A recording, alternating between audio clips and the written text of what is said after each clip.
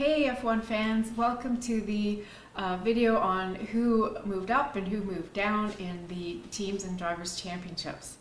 This week we're at Canada and it's in Montreal and the racetrack is on an island. So how cool is that? Let's get started. Okay, first the drivers. We're going to be looking at where they stood in Spain versus Canada. Here are the Spain rankings and points, and here is where we are in Canada. So first of all, drivers who didn't change positions, quite a lot, as we know. So Max, doing his same awesome performance at the front, even almost running off track and then making it like it was like, oh, whatever, he just keeps driving for the win. So he's in another league. His teammate Sergio, on the other hand, did not have a good weekend, not a great quali, worked up from P12, but was not able to catch the Ferraris in the race. He finished P6 and also pitted on lap 69 for softs to get the fastest lap to pick up the extra point. Fernando Alonso started in P2, but dropped behind Hamilton at the start, so it looked like he was going to lose it. But he managed to pass him back much later on DRS and started to actually advance on the stop-in, which I thought was super cool. Aston Martin did bring upgrades to this race, but he had to back off to nurse a rear brake issue, but he still finished P2, so that was pretty awesome. Lewis Hamilton did not manage to get back past Alonso, so he finished in P3. And then the other craziness was that Lando Norris, of all people, gets the unsportsmanlike behavior penalty.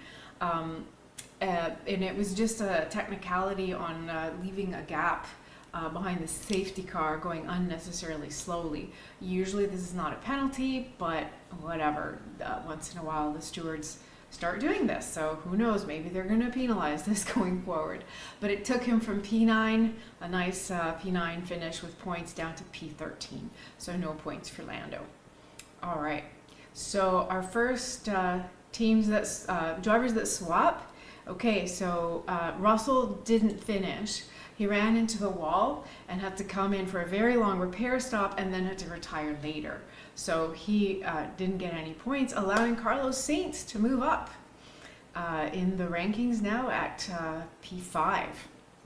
And then also we have not really a swap, but just one driver did a stellar performance, yanking himself up by the bootstraps from P18 in the championship to P7, and that was of course Alex Albon, who started in P9 due to an amazing quali, and then holds up a long DRS train, including Ocon and Norris behind him for most of the race, all the way to the end, finishing in P7.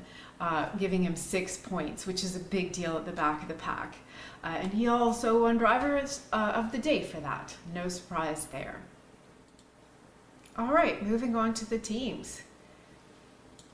Of course, we've got Spain versus Canada, and where they stood last week and where they stand this week. We actually do have some movement.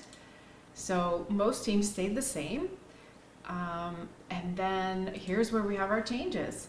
So Nico Hülkenberg had a very interesting race. He qualified P2 because of all the rain and just getting out on track with the slicks at the right time, and then nobody could post faster times. So that was really great. But he lost 3 places due to a penalty, so starting P5 and then fell back during the race because their car just isn't that good and finished P15. So unfortunately they didn't get any points, but who did?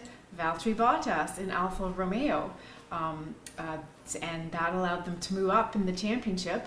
Valtteri got passed by Lance Stroll at the last moment, but still brought in 1 point, finishing P10.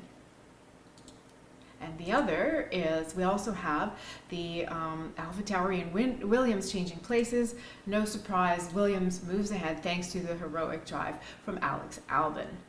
Okay, and that was our summary for Canada. We have 1 week off and then we're back again and we're going to be in Austria. So join us again for that one. As always, like, subscribe if you like, and let me know what you like, what you don't like, what I can change up and make it even more fun. Bye!